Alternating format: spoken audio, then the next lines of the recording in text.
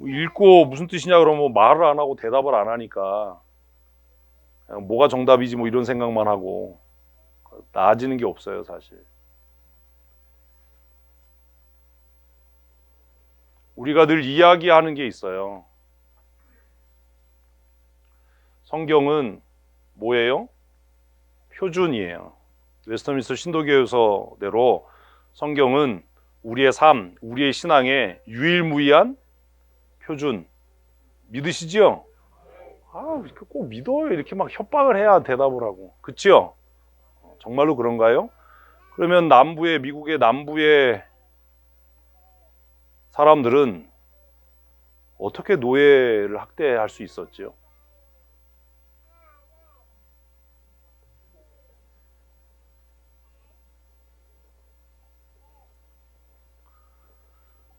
그런 고민을 우리는 안 하고 살아요, 사실. 지금 물은 문제 즉흥적으로 답하려고 하니까 이게 깝깝한 거예요. 전혀 그런 생각을 안 하니까. 목화 농장에서 수입이 생기면 11조 했을까요? 안 했을까요? 했겠죠. 교회를 세우고 학교를 세우고 그랬겠죠. 근데 어떻게 그렇게 비인간적인 일을 할 수 있었을까? 그거예요. 뭐냐 하면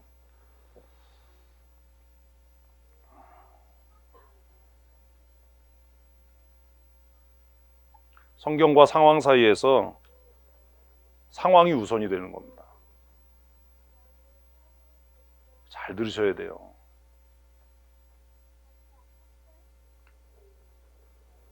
어떤 게 우선이냐가 굉장히 중요해요.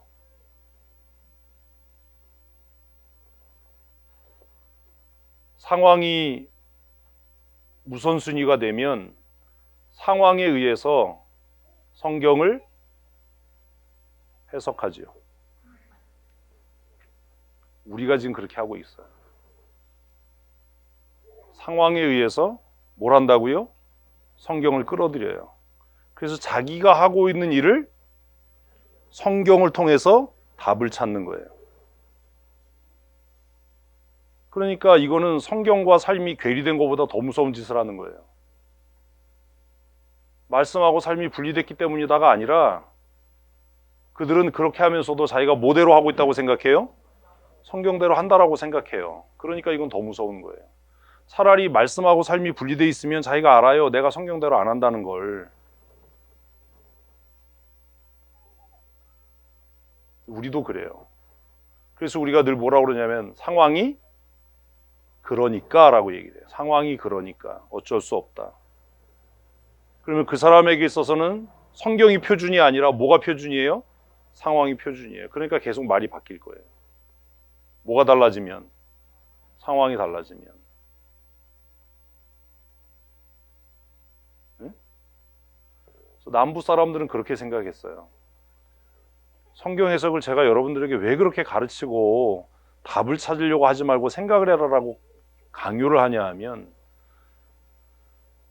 개혁주의하고 복음주의가 제가 다른 거라고 얘기했잖아요. 아주 쉽게 얘기하면 개혁주의는 성경이 표준인 거예요. 에? 잘 들으셔야 돼요. 졸지 말고.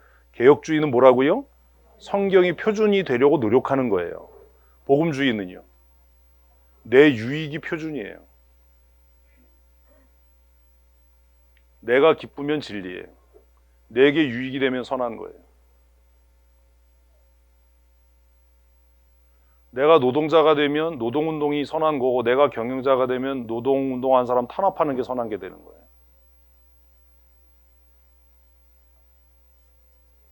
자기 위치에 따라 달라지는 거죠. 내가 공무원이 되면 공무원이 하는 일은 다 옳아요. 그럴 수밖에 없다. 정당화해요. 내가 민원인이 되면 민원인이 다 옳은 거죠. 뭐가 없어요? 성경의 표준이 없는 거예요. 그러니까 내 자리가 어디냐, 내 사회적인 위치가 어디냐에 따라서 기분 좋고 나쁘고 선하고 악하고가 결정이 되는 겁니다. 이게 복음주의예요. 근데 개혁주의는 내 사회적인 포지션이나 또 영어를 쓰네. 사회적인 위치나 지위와 관계없이 성경이 옳아요. 성경이 옳아요. 무슨 얘기인지 아시겠어요? 제가 오전 같은 경우에 만약에 우리 교회 교육장인 성도 있으면 기분 되게 나쁘겠죠. 왜냐하면 그 사람은 자기 상황이 그러니까 성경이 어떠하든지 내 상황이 옳은 거예요.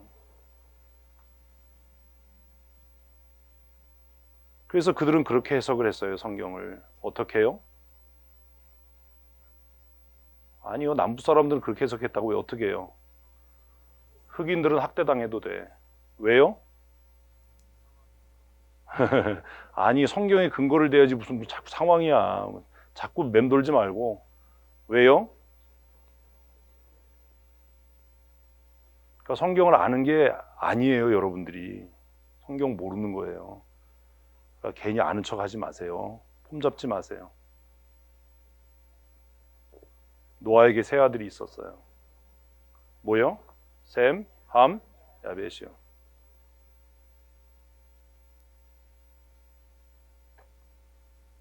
노아가 벌거벗고 누운 걸 보고 조롱했던 사람이 누구예요? 함.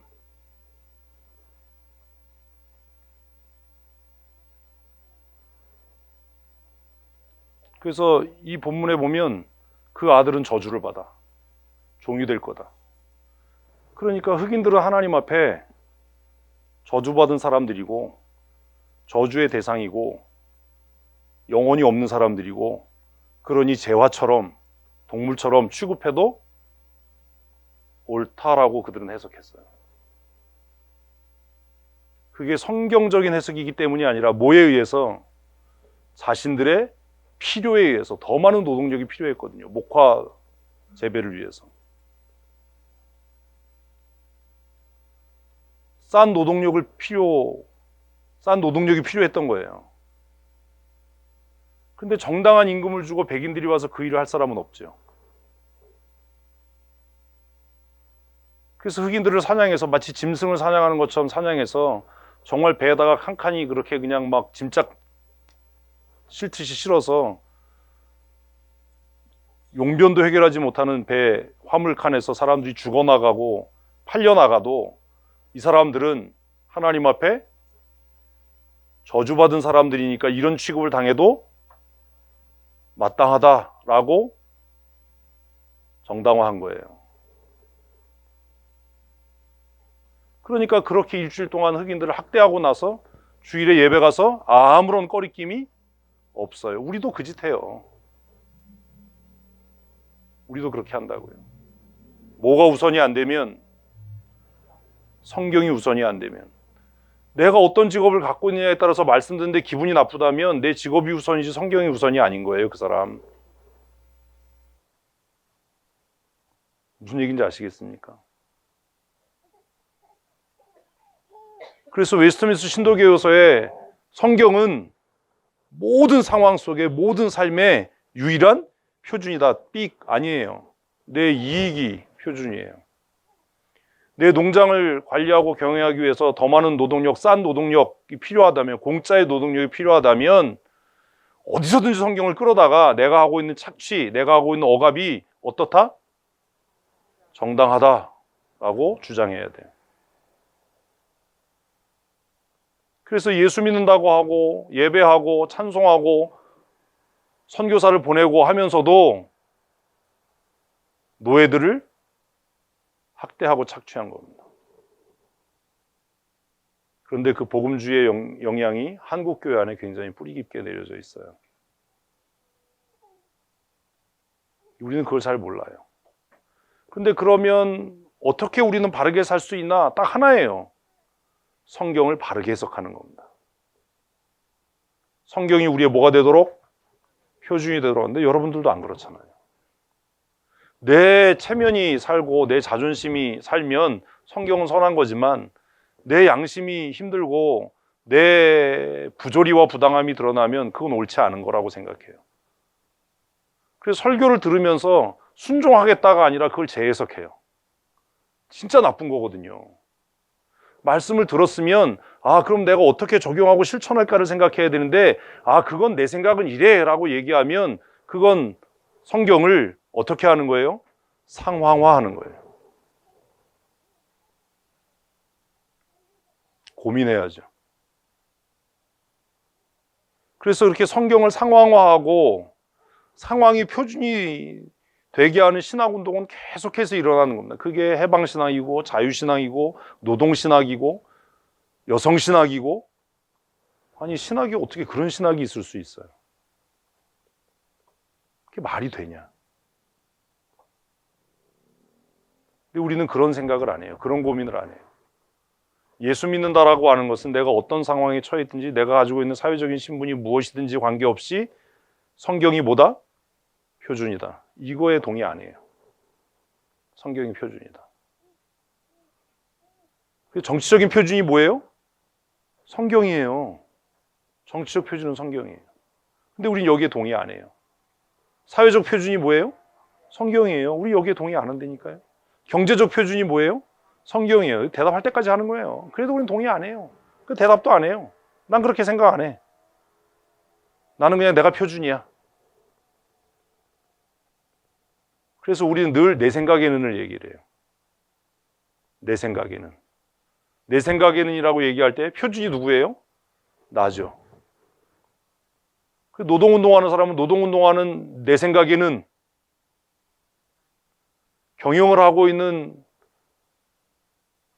장로님이 내 생각에는 성경이 아니라 경영자로서는 이거잖아요.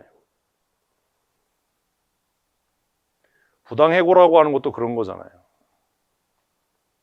경영자 입장에서는 기업을 살리기 위해서 직원을 부당해고하는 게 옳은가요? 잘못된 건가요? 옳지요. 그런데 가만히 생각해 보면 그 회사가 경영위기에 빠진 건 누구 책임입니까? 경영자 책임이죠. 자기가 잘못해서 지금 기업이 부도나게 생겼는데 그 책임을 경영자가 지는 게 아니라 근로자에게 지워서 정리해고를 하는 건 정의가 아니잖아요. 기업을 살리기 위해서 노동자는 희생돼야 된다. 이건 누구 논리예요? 경영자 논리죠. 노동자들이 뭘 잘못했냐? 그러니까 옥상으로 올라가는 거예요. 우리가 타워 크레인으로 올라가는 거예요. 굴뚝으로 올라가는 거예요. 우리는 그냥 이런 죄밖에 없다. 니네가 경영을 잘못하고 니네가 비자금 만들고 그래서 기업이 도산하게 됐는데 이제 정리해고해서 부당해고해서 기업을 살리겠다라고 하면 우리가 도대체 무슨 잘못이냐? 그러니까 경영자는 경영자만의 논리가 있고 노동자는 노동자의 논리가 있는 거예요. 이게 계속 충돌되는 거예요. 왜 이게 해결이 안 되나? 표준이 없는 겁니다. 그래서 성경은 양쪽 다 얘기하는 거예요. 경영자의 책임이 있어. 노동자의 책임이 있어. 그럼 노동자는 노동자로서의 책임을 다했냐? 생산성을 높였냐? 경영자는 경영자로서 비자금 조성 안 하고 정권에 빌붙지 않고 정말 합리적인 경영과 투자를 해서 사업을 계속 번성시켜 나갔냐라고 하는 것에 대한 책임을 져야죠. 근데 그런 고민 안 하거든요. 항상 지금 상황이 어려우니까 정리해고해서 회사를 살려야 된다. 그건 누구 입장이고요? 경영자 입장이고요. 근로자는 내가 도대체 뭘 잘못했냐? 내가 뭘 잘못했냐? 이 회사에 내가 입사해서 뭘 잘못했냐? 나보고 사는 가족이 5명인데 뭘 잘못했냐? 그러니 부조리하다. 그래서 300 며칠 고공 시위 이런 거 하는 거예요. 그런 거 볼 때마다 답답하죠. 야, 저 입장이 되면 어떨까? 그분들은 자기 목숨이 아깝지 않아서 분신하나요?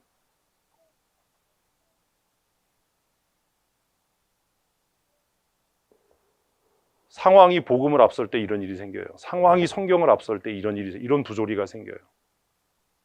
왜 성경 해석을 자꾸 연습하고 성경 해석을 훈련하냐 하면 잘못된 신학이 자리 잡으면 나도 망하고 모두를 망하게 해요. 한국의 성경 해석은 굉장히 유교적이고 권위주의적입니다. 그리고 이미 30, 40년 예수 믿은 사람들은 본문의 흐름이나 본문의 문장의 구조와 관계없이 그냥 관념적이에요. 성경을 실천하지 않을 사람들은 성경에 대해서 할 말이 많아요. 왜? 어차피 말해도 실천 안 할 거니까. 근데 실천할 사람은 함부로 얘기 못 해요. 왜? 얘기하고 나면 내가 실천해야 되니까. 그런데 표면적으로는 누가 더 믿음이 좋은 것 같아요? 대답을 안 해요. 누가요? 말 많이 하는 사람이요. 이게 사실 고민인 거예요.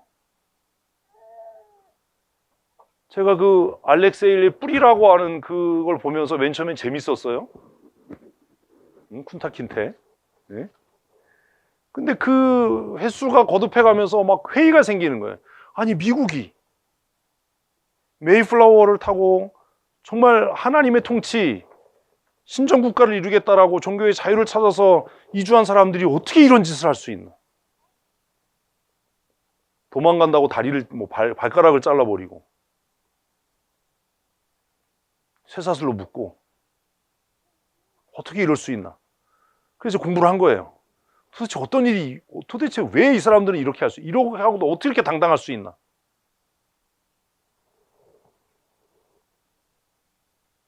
그럼 복음주의 신학이 뿌리에 깔려 있는 겁니다. 돈이 되는 건 어떤 일이야? 선한 일이 아니라 하나님의 뜻이야. 번영과 번성은 누구의 뜻이야? 하나님의 뜻이야. 이렇게 생각하는 거예요. 근데 우리도 그래요. 건강해지는 건 하나님이 주신 은혜와 복이고 병드는 건 저주야. 이런 말도 안 되는 생각이 머릿속에 있어요. 좋은 직장에 취직하는 건 하나님의 복이고 실직하는 건 저주야. 이런 말도 안 되는 공식을 우리도 우리 안에 갖고 있어요. 공부 잘하는 건 하나님의 은혜와 복이고 공부 못하는 건 저주야. 이런 생각을 갖고 있어요. 관료가 되는 건 하나님의 복이고 노동자로 사는 건 저주야라고 하는 말 같지도 않은 그런 신학을 우리는 갖고 있어요. 그렇지 않다라는 겁니다. 네? 근데 그런 것들을 극복하고 해결하려면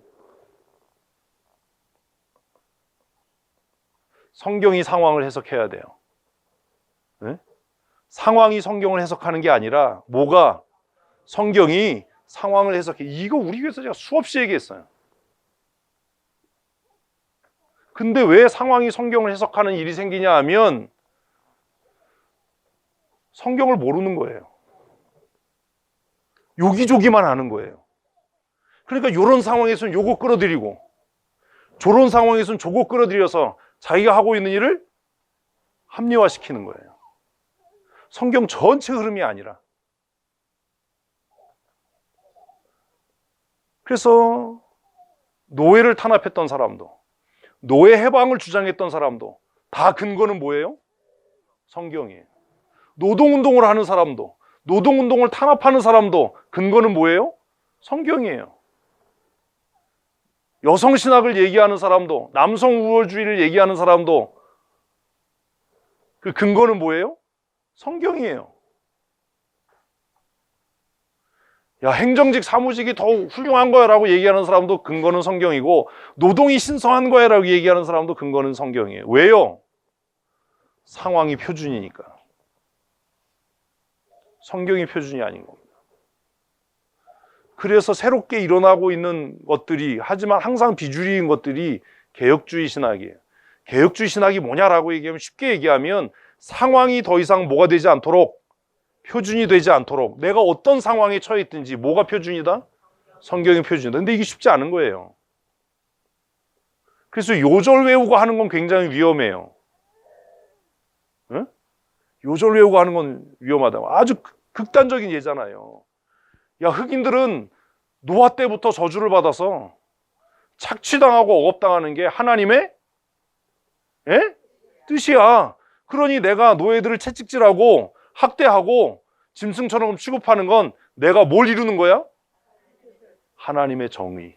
그래서 KK단들이 흑인들 목매달아 놓고 공개적으로 린치가 하면서 그 밑에 하나 써놨던 게 뭔지 아세요?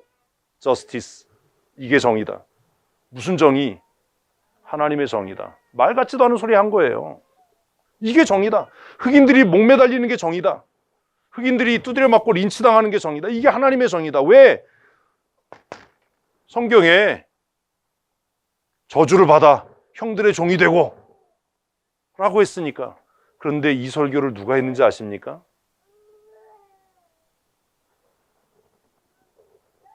예전에 조용기 목사님이 했어요. 제가 순복음교회를 떠났던 이유 중에 여러 가지 이유 중에 하나가 이거예요. 흑인들은 저주받았다, 하나님께.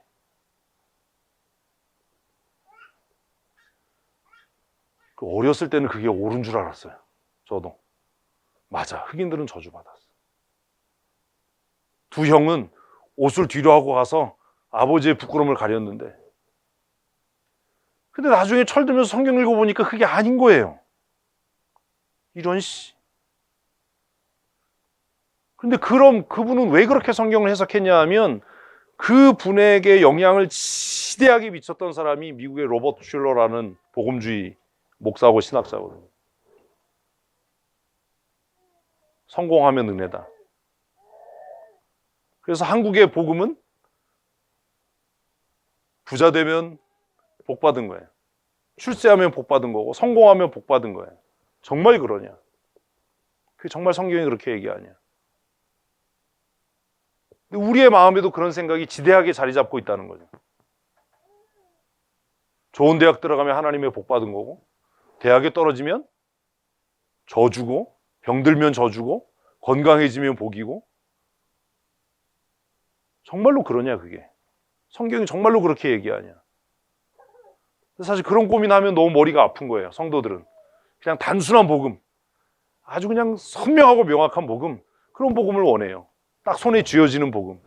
근데 저는 계속 여러분에게 질문하고 고민하게 하고 하니까 이게 짜증나는 거예요. 그러니까 맨날 앉으면 답을 얘기해줘, 길게 묻지 말고 네가 빨리 답을 말해, 이런 막 초롱초롱한 눈빛으로 쳐다보니까 저는 또 짜증이 나죠. 그러면 이렇게 된다.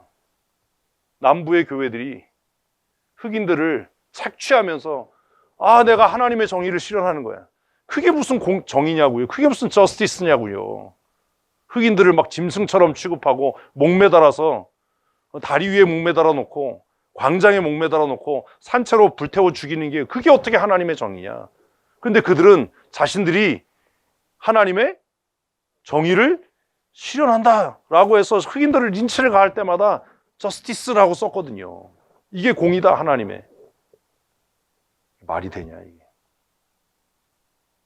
우리도 여전히 그러지 않냐. 근데 이걸 그러지 말자라고 얘기해봐야 안 되니까 제가 우리 교회에서만이라도 열심히, 상황이 표준이 아니라 뭐가? 성경이 표준이다. 내 상황이 어떠하든지 성경이 표준이다. 그래서 내 상황이 어떠하든지 성경이 더 잘못했어 라고 하면 뭐예요? 회개해야죠. 내가 잘못한 거죠. 근데 그렇게 안 한다는 거예요. 내 상황이 그러니까 내 상황에 맞는 구절을 막 여기저기서 끌어들여요. 그래서 막 자기 상황을 합리화하는 성경 구절을 막 갖다 대요. 그게 첫째로, 둘째로, 셋째로 설교 방식이거든요.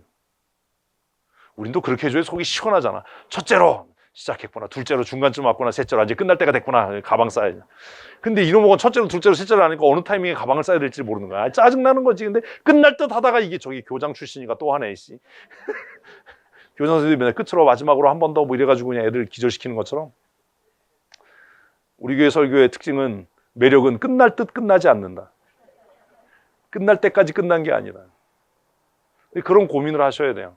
누가 어째, 남이 어째, 이게 아니라, 그러면 나는 성경이 표준인가? 나는 성경이 표준인가? 정말 내가 성경대로 하고 있는가? 이것을 고민해야 돼요. 근데 그걸 고민해서 가르치는 게 아니라, 내가 성경을 읽고 해석해서 내가 내 삶을 하나님의 말씀 위에 세우지 않으면 안 변해요. 절대로 안 변해요. 그러니까 성경 공부를 하고 설교를 들으면서도 내 생각에는 이러고 있는 거예요. 목사님이 그렇게 얘기했지만 그 뜻은 이런 걸 거야, 이러고 이제 주석을 다는 거예요. 그런 사람 굉장히 많아요. 어떤 때 교회 행사 가면 이제 순서에 따라서 어떤 목사님 나와서 설교하잖아요. 사회자가요, 그 설교를 또 요약해가지고, 그런 사람들 들어보셨죠? 미친 사람이에요, 그거. 그냥 사회만 보면 뭐 은혜가 되신 줄로 믿습니다. 이런 얘기를 왜 하냐고. 자기가 하나님도 아닌데. 그런 짓 하지 말아야 된다. 근데 또 그게 또 멋있어 보이잖아, 또. 그것도 해요, 또 따라서. 그런 거 하지 마셔야 돼요. 그러니 여러분들 화요일이고 교회 나와서 저하고 성경을 같이 공부할 때 저에게 답을 구하지 마십시오. 저는 여러분들을 계속 시험하고 질문해서 여러분 스스로가 어디에 이르도록 성경적 답에 이르도록 안내하는 사람이지 제가 답을 제시하지는 않습니다.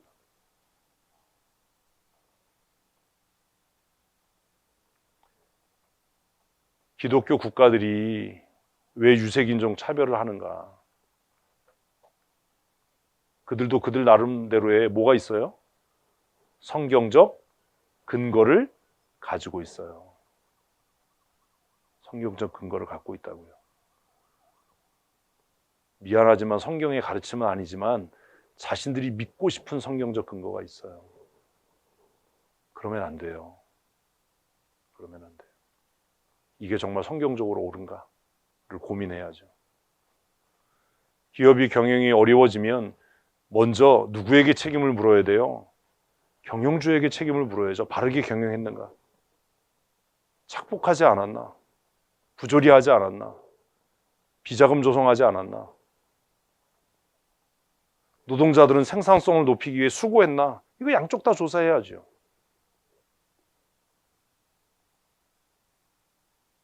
우리 그렇지 않다라는 거예요. 그런 고민을 하셔야 돼요. 왜 수요일날, 주일에, 화요일에 제가 주일 오후에 이렇게 성경을 해석하는 것들을 여러분들에게 자꾸 가르치냐 하면 지금 화요일날 성경 공부반 나오시는 분들은 우리가 그냥 알고 있던 내용하고 너무 다르다, 성경이. 그냥 설교로 그냥 들었던 거하고 너무 다르다. 왜 다르냐? 설교자들이 성경 본문을 있는 그대로가 아니라 자기의 필요에 의해서 재해석해서 가르쳤기 때문이에요. 근데 스스로 성경을 읽고 해석할 줄 아는데도 우리는 그 권리를 쓰지 않는 거예요. 그러니까 이게 전혀 다른 얘기가 되네. 생략되고 함축되고 한 내용들을 이해를 못하니까 이게 도대체 뭐냐. 성경 해석에 대해서 수고하고 노력하셔야 돼요. 제가 알렉스 헤일리의 뿌리라고 하는 드라마를 보면서 어려서 굉장히 충격을 받았거든요. 그리고 얼마 전에 그린북이라고 하는 영화를 또 보면서 이렇게도 투쟁할 수 있는 거구나. 천재 피아니스트가 남부 지방에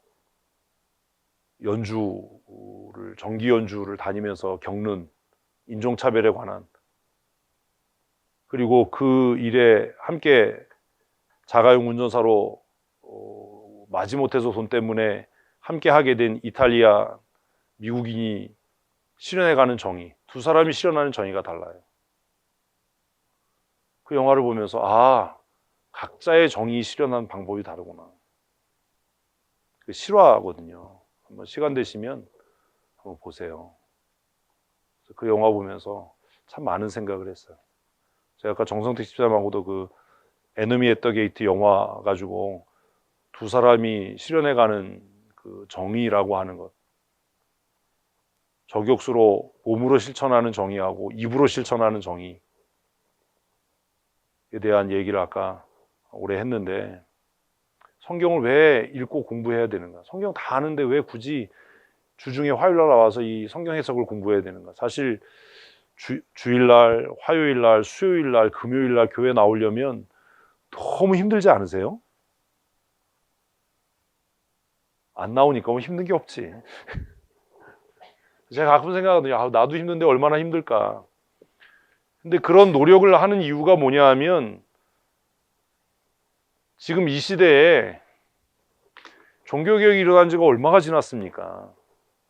지금 이 시대에 한국 교회 안에 정말 정직한 개혁주의 신앙이 있는가? 개혁주의 신앙은 뭐예요?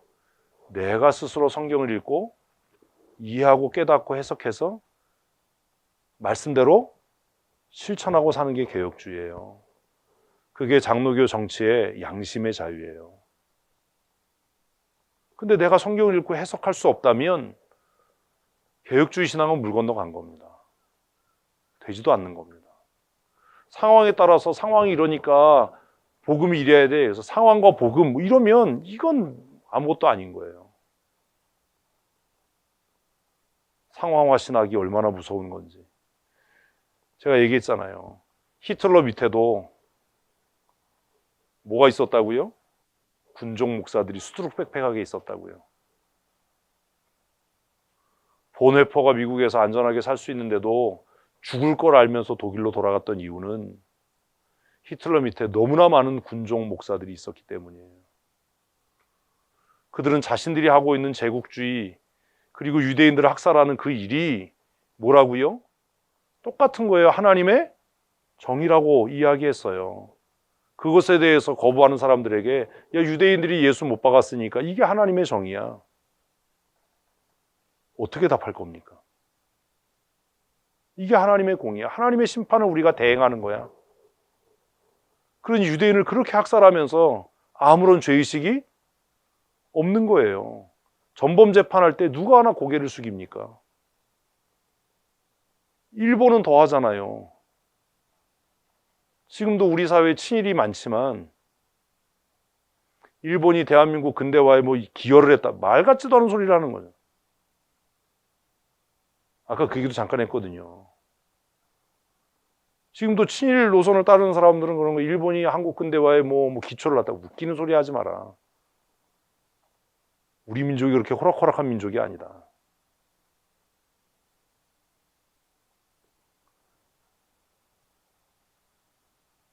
우리 사회에 아직도 친일이 많은 이유가 뭐지요? 그 사람들은 그렇게 생각하는 거예요. 일본이 조국 근대화에 기여한 바가 많다. 미친 소리 하는 겁니다. 중국에 대한 태도도 그렇잖아요.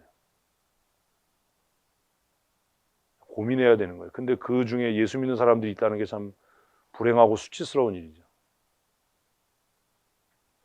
성경을 왜 읽고 해석하고 성경을 왜 체계적으로 배워야 하는가? 정말 고민하셔야 돼요. 너무나 많은 어용신학이 있고 개혁주의 신앙을 따른다라고 말은 하면서도 장로교인이라고 말하면서도 이건 순복음보다도 못한 순복음에서 항의하겠다. 그런 사람들이 너무나 많은 거예요. 어떻게 예수 믿는 사람이 친일을 합니까? 어떻게 예수 믿는 사람이 친중을 합니까? 그렇다고 친미하는 것도 옳은 건 아니잖아요. 우리의 정체가 뭐냐 도대체?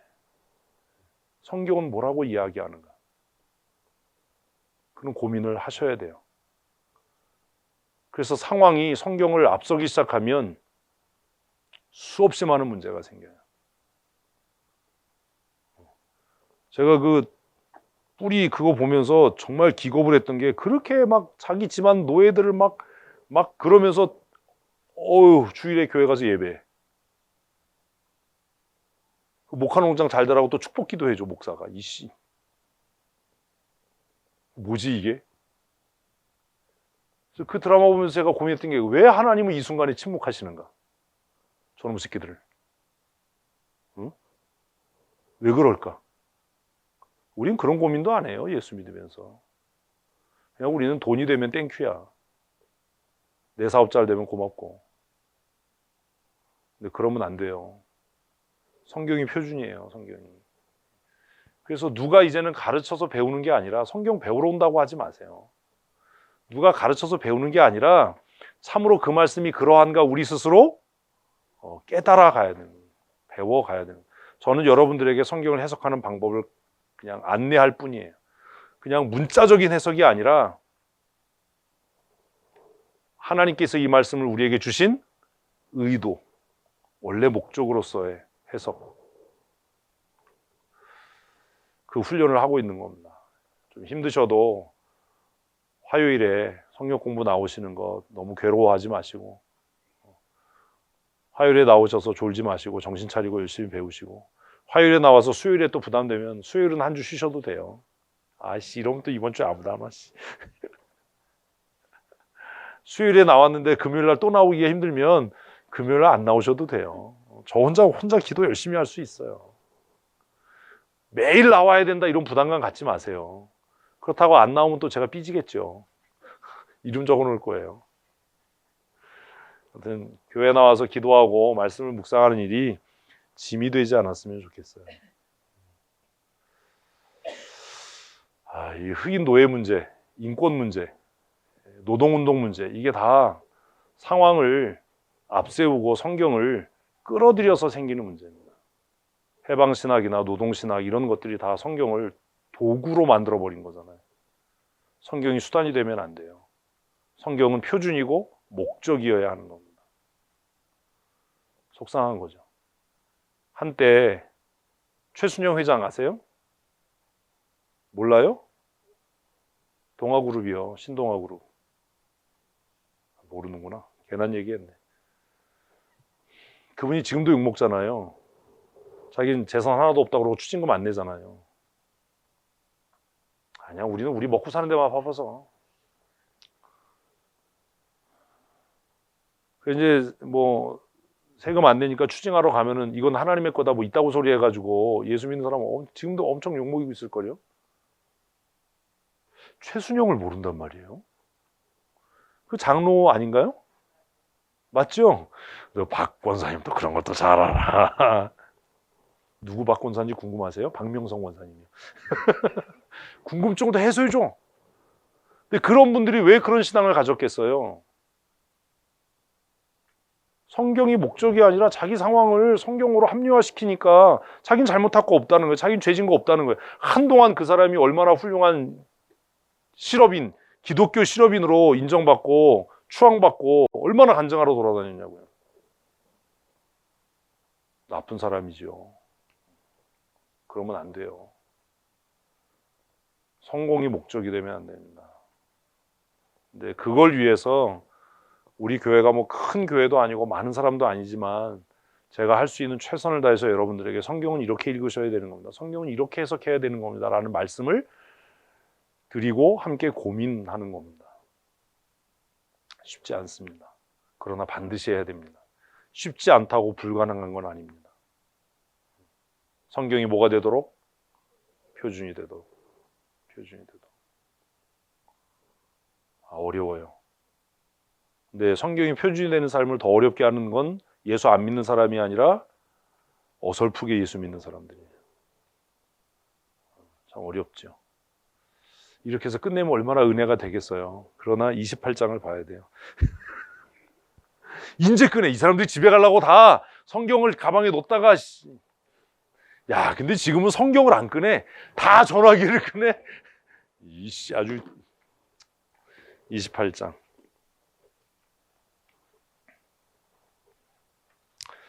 27장, 26장, 27장이 아주 그냥 그랬어요. 그죠? 26장. 28장 1절.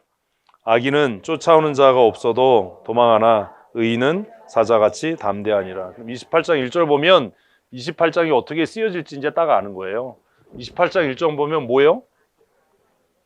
악인은 또 의인은.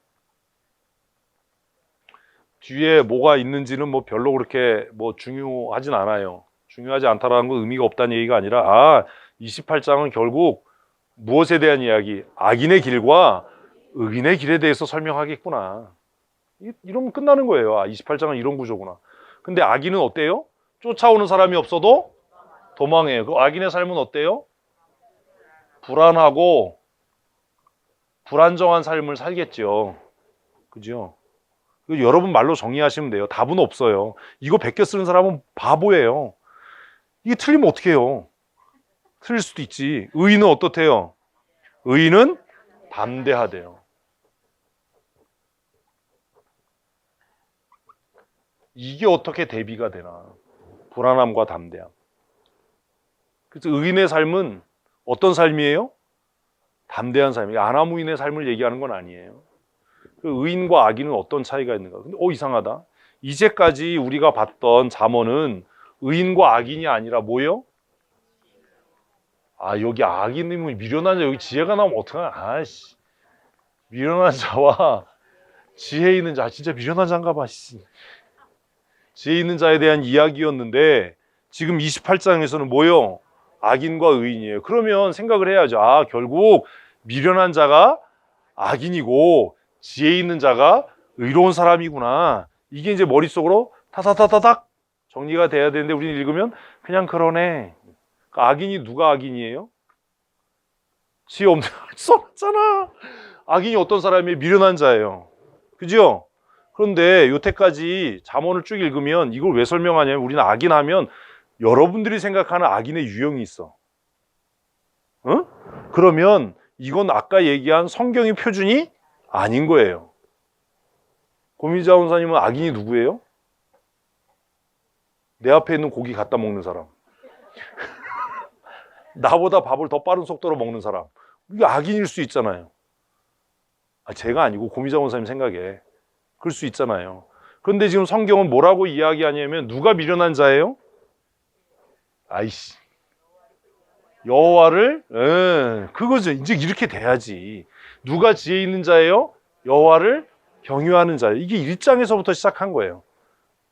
이게 정리가 되고 시작해야 돼요. 왜냐하면 악인은 그러면 사람마다 다 악인의 기준이 다르거든. 고미자 원사님 내 앞에 있는 고기 갖다 먹는 사람이 악인이고, 그죠?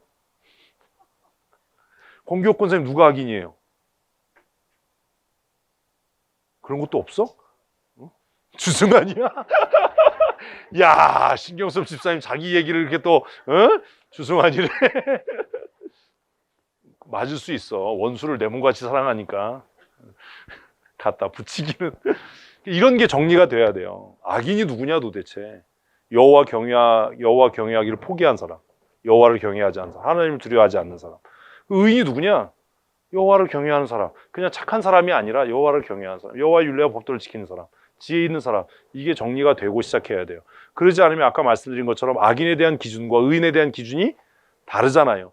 의인이 어떤 사람이에요? 나에게 잘해주는 사람. 이러면 안 되잖아요. 고기 한 점 갖다 주는 사람. 이러면 안 되잖아요. 고기 갖다 주면 고맙지. 2절. 나라는 죄가 있으면 주관자가 많아져도 명철과 지식이 있는 사람으로 말미암아 장구하게 되냐. 갑자기 악인과 의인에 대한 얘기를 하다가 뭘 얘기를 해요? 나라는 이라고 얘기를 해요. 그래서 이게 그거죠. 쓰지 마세요. 볼펜으로. 생각을 하세요. 뭐에 대한 얘기예요? 실질적인 삶이에요. 이제 실질적인 것. 그래서 제가 얘기했잖아요. 성경은 관계를 빼고 삶을 빼면 아무것도 아니다. 2절은 뭐 하는 거예요? 악인과 의인이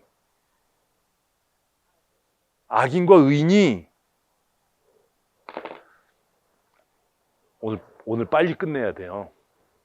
야식 먹어야 돼. 악인과 의인이 사회에 미치는 영향이에요. 실질적인 삶에서 악인과 의인이 미치는 영향. 응? 그래서 악인이 많아지면 어때요? 악한 사람이 많아지면 규제가 심해지는 거예요. 이런 거잖아. 그냥 막 빨간불에 가고 막 아무 데서나 유턴하고 그러면 아무 데나 유턴하면 그냥 또 봉 세워야 되잖아. 탄력봉. 응? 우리 동네에서도 막 유턴하니까 탄력봉 갖다 세웠어. 그랬더니 또 어떤 새끼가 그걸 또 밟고 가. 그거 다 부러졌어. 또 세워. 이번에는 뭘로 세워요? 탄력봉으로 안 세워요. 그래서 이제 가드레일 세우는 거 쇠로.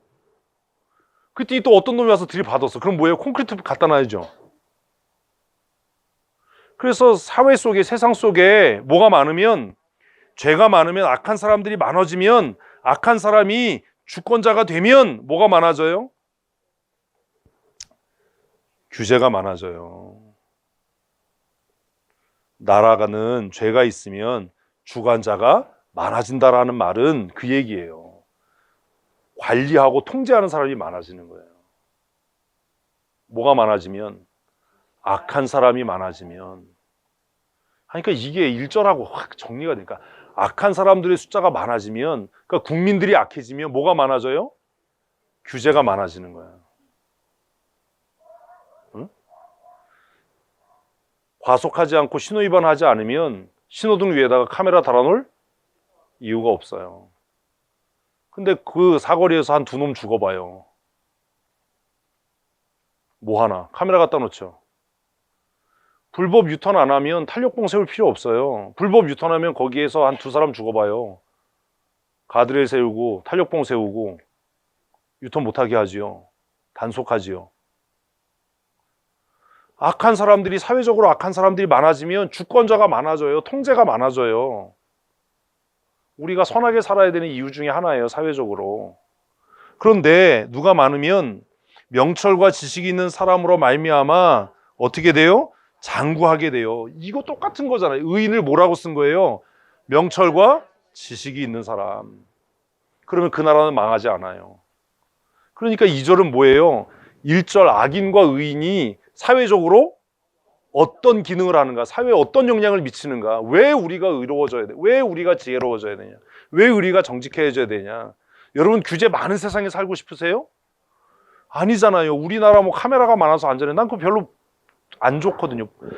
기분 나쁘잖아요. 가는 데마다 뭐 하니까. 하루에 여러 번 찍힐 거예요, 여러분. 그래서 악한 사람들이 많아지면, 악이 많아지면 주권자들이 많아지는 거예요. 관리들을 계속 임명해야 되는 거예요. 악이 많아지면 그걸 관리해야 될 사람들을 많이 둬야 되는 거예요. 그런데 사람들이 스스로 의롭고 정직하고 지혜롭게 살면 그렇게 관리를 많이 둬야 될 이유가 없지요. 그리고 그 나라가 망하지 않겠지요. 그래서 성경을 이해할 때 예전에는 이제 이런 게 바뀌는 겁니다. 제가 말씀드리는 게 아까 그 흑인 얘기했잖아요. 성경 해석에 대한 패턴이 바뀌어요. 응? 제가 예전에도 얘기했는데 성경 해석에 대한 흐름과 패턴이 바뀌어요. 성경 해석도 유행이 있어요. 응? 근데 지금 대부분 제가 이제 신학교 갔을 때 처음 이제 누가 주석을 사야 된다고 해서 이제 주석을 하나 샀어요. 근데 제가 주석을 사고 이제 실망했던 게 뭐냐면 너무 오래된 거죠, 쓴 지가. 심지어 칼빈이 쓴 칼빈 주석도 지금도 팔리거든요. 칼빈이 600년 전 사람이잖아요. 500년 전 사람. 그럼 500년 전에 성경을 해석했던 방법하고 지금 성경을 해석하는 방법이 같겠어요, 다르겠어요? 다를 수밖에 없죠. 왜요? 시대가 바뀌었기 때문이 아니야. 이해하는 게 달라진 거예요. 인문학이 발전한 거예요. 그리고 그동안 지식의 양이 축적된 거예요. 응? 무슨 말인지 아시겠어요? 목사님들의 설교나 교회가 시대를 따라가지 못하는 이유가 뭐냐면 지금 시중에 나와 있는 주석들은 대부분 짧아야 쓴 지가 100년입니다. 5, 60년. 우리는 그 주석을 보는 거예요. 50년 전에. 그런데 최근에 쓰여진 주석들의 추세는 뭔지 아세요? 설교집이에요. 우리나라에서 그래도 한 40년 됐네. 40년 전에 출간된 헤세드라고 하는 주석, 레마라고 하는 주석, 그거 보면 완전히 설교집이에요. 거기 적용도 있고요. 예화가 있는 주석도 있어요. 그래서 제가 후배들한테 그 얘기해요. 주석 사지 마라. 주석 보지 마라. 성경을 우리 교회에서 잠깐 했던 귀납적으로 읽고 해석하는 연습을 해야 된다. 그러지 않으면 원래 뜻에서 점점 멀어진다. 그래서 요즘에 나오는 이제 좀 조심하는 주석들은 그냥 단어 뜻만 나열해요. 단어의 원래 뜻만. 거기에 해석을 첨가하지 않는 거예요. 칼빈은 주석 쓰면서 요한계시록 안 썼거든요. 너무 두렵다라고 생각해서. 근데 요한계시록 별로 어렵지 않아요. 레위기보다 안 어려워요. 시대의 흐름에 따라서 성경을 해석하는 방법이 달라져요. 왜냐하면 인문학이 발전하고 우리가 이해하는 정도가 달라지기 때문입니다. 그래서 성경이 삶과 연관되지 않고 관계와 연관되지 않는 해석은 아무 의미가 없어요. 그래서 요즘에 새로 출판되는 WBC 주석이나 뭐 이런 주석들은 목적이 뭐예요? 주석 누가 봐요? 설교자가 보잖아. 그러니까 설교자를 위한 주석이 돼버리는 겁니다. 그러니까 설교집이 돼버린 거예요, 주석이. 그래서 막 엄청나요, 양이. 간략간략한 제목 설교들이 그 안에 담겨져 있어요. 방법이 뭐냐? 여러분 스스로가 읽고 문장 안에서 고민을 해야 되는 거예요. 28장은 무엇과 무엇? 악인과 의인이 존재한다. 그 악인과 의인이 존재하는데 악인과 의인 존재하는 거 누가 모르나? 근데 그 악인과 의인이 사회적으로 어떤 영향을 미치고 어떤 사회를 만들어가는가? 왜 우리가 의롭게 살아야 하는가? 왜 의인이 되어야 하는가? 라고 하는 것에 대한 고민을 하게 하는 거예요. 왜 의인이 돼야 돼요? 내가 살아가는 나라를 안전하게 그 나라가 유지될 수 있도록 하기 위해서라도 하나님 앞에 의로워야 된다는 겁니다. 악인이 많아지면, 죄가 많아지면이라는 말은 악인이 많아지면이라는 얘기잖아요.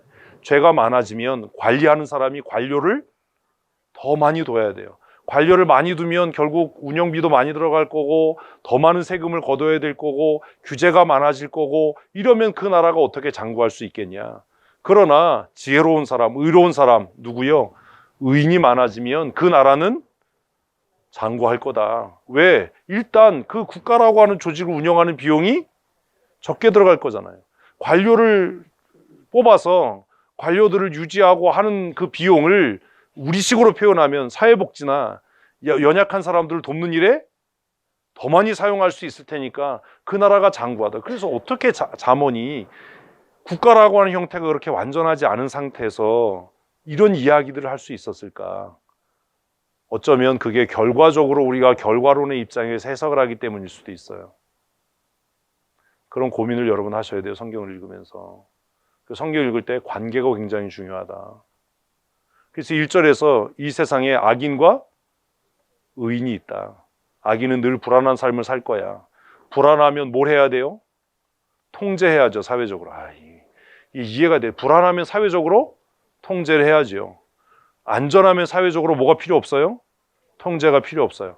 스스로가 자신의 생명을 지킬 수 있으면 속도 제한이 필요 없어요. 그죠?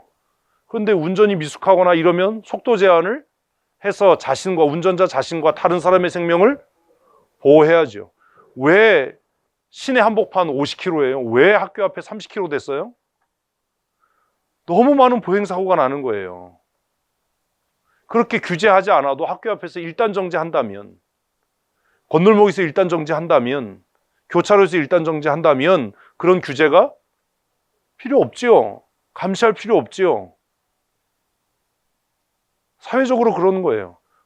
법을 지키지 않는 사람들, 악을 행하는 사람들이 많아지면 관리하는 관료 숫자를 늘려야 되고 규제를 더 강화해야 되고, 그러니 사회적인 비용을 절약하고 내가 사는 사회를 더 효율성 있는 사회로 만들기 위해서라도 우리가 의로운 사람, 지혜로운 사람이 돼야 한다. 여러분이 사는 나라가 망했으면 좋겠어요?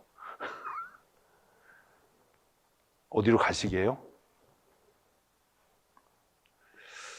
3절도 재밌어요. 3절.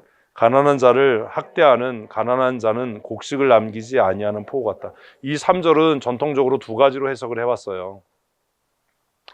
옥이다. 옥이라는 게 뭐예요? 잘못 썼다 라는 거죠. 가난한 자가 어떻게 가난한 자를 학대할 수 있냐 라고 해서 요 한 절만 가지고 한때는 성경을 해석하면서 이거는 잘못된 기록이다. 가난한 자가 가난한 자를 학대한다라고 할 때 앞에 있는 가난한 자를 빼버렸어요. 그래서 가난한 자가 가난한 자들이 아니라 그냥 가난한 자를 빼고 가난한 자를 학대하는 자는 곡식을 남기지 아니하는 포구 같다, 이렇게 해석을 했어요. 왜? 이해를 못했으니까. 그래서 앞에 있는 가난한 자가 가난한 자를 학대하는 것이라고 할 때 앞에 가난한 자는 이건 잘못된 표기다. 그래서 앞에를 빼버렸다고요. 예전에는 그렇게 해석을 했어요. 그래서 가난한 자를 학대하는 건 그 상황을 더 악하게 만드는 거야, 아무것도 남기지 않은 포구 같은 거야, 이렇게 해석을 했어요. 그런데 후에 시간이 지나면서 아까 얘기하는 게 이제 발전이에요. 발전해 가면서 본문에 있는 게 맞아. 그렇게 근거가 되는 성경 구절을 찾기 시작한 거예요. 성경학자들이, 주경학자들이. 가난한 자가 가난한 자를 학대하는 것은 곡식을 한 톨도 남기지 않은 폭우와 같다. 그래서 앞에 가난한 자라는 단어가 있는 것이 맞다라고 주장한 사람들이 근거로 됐던 게 뭔지 아세요? 그게 예수님의 비유예요. 예수님의 비유에 뭐가 있죠? 1만 달란트 빚진 자, 100단 데나리온을 빚진 자, 그 얘기 있죠. 자기는 1만 달란트 탕감받고 100단을 한 줄 이거예요.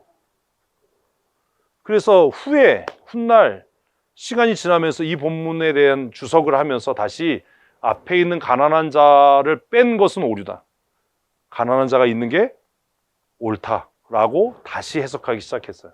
그러니까 이런 성경 해석에도 유행이 있고 역사가 있어요. 응? 근데 그런 유행이 왜 생기냐 하면 그냥 본문을 신뢰하지 않기 때문이에요. 아, 앞에 있는 가난한 자는 잘못된 표기였을 거야 라고 생각을 했던 거예요. 근데 생각해보면 알아요.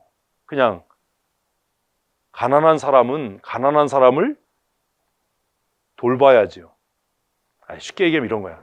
여러분, 부자가 가난한 사람 학대하는 게 더 잔인할까요? 가난한 사람이 가난한 사람 학대하는 게 더 잔인할까요?